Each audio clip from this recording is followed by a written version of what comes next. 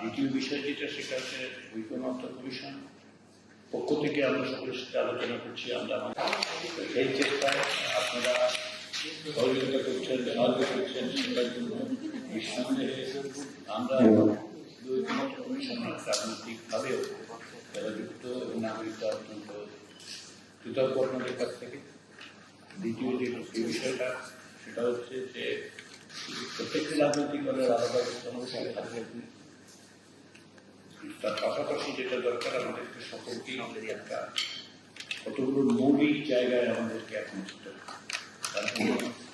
ডিসেম্বরের রাজনৈতিক দলগুলো থেকে আমরা আশা করছি যে প্রত্যেকে কিছু কিছু ছাড় দেবেন, দিয়ে এক জায়গায় আসা যাবে।